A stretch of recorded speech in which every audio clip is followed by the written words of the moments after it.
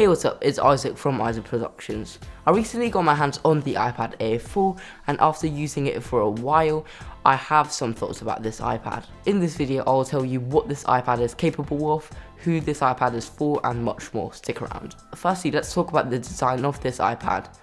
This iPad has the same design language as the iPad Air 5 and the iPad Pros and the iPad 10. The only difference between them is the chip. The iPad Air 5 actually has the M1 chip, while this iPad has the A14 Bionic chip. The A14 Bionic chip is not bad by all means. It can skim through documents you throw at it, it can edit 4K videos no problem at all, and I think it's such a powerful chip in 2024. Sure, it's not as powerful as the M series chips, but I still think that it's such a capable chip.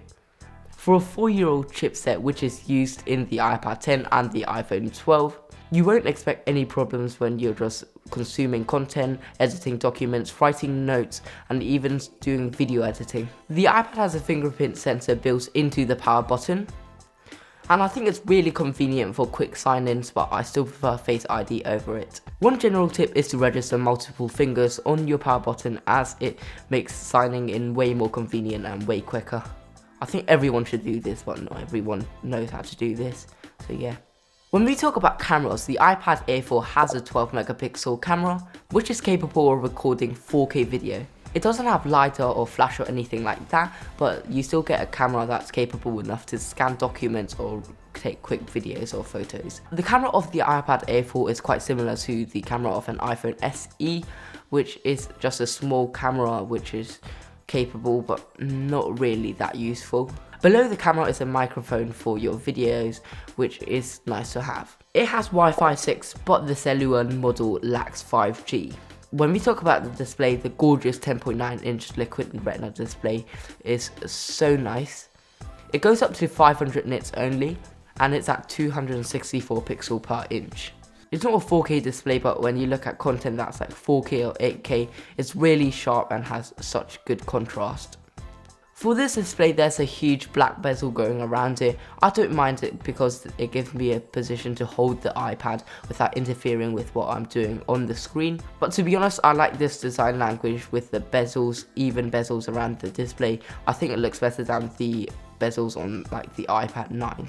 When we talk about accessories, this iPad supports the Magic Pencil Generation 2 and also the floating Magic Keyboard.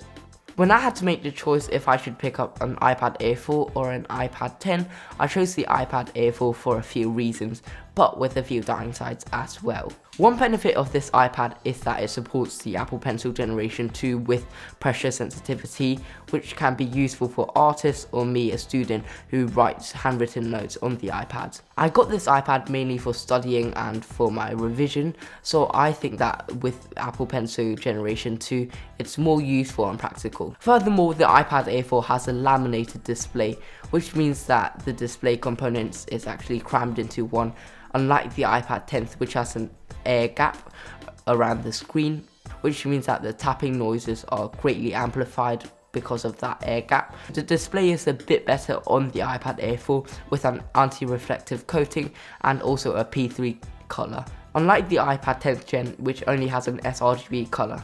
However, there is a few downsides if you choose this iPad over the 10th Gen as well. Firstly, it's the software updates. We have no idea of knowing when Apple's going to drop supports for this iPad. It could possibly be supported longer than the iPad Air 4.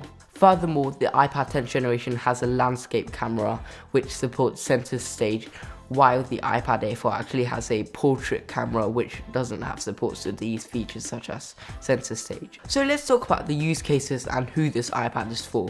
One reason why you should get this iPad is its price. If this device is refurbished, it's significantly cheaper than an iPad Air 5, but it's equally as capable, and when you look at the benchmarks, it's not really worth that price difference. If you're planning on getting a capable iPad without breaking the bank, I think the iPad Air 4 is a great choice. You get almost all the features from the iPad Air 5, with the exception of a chip.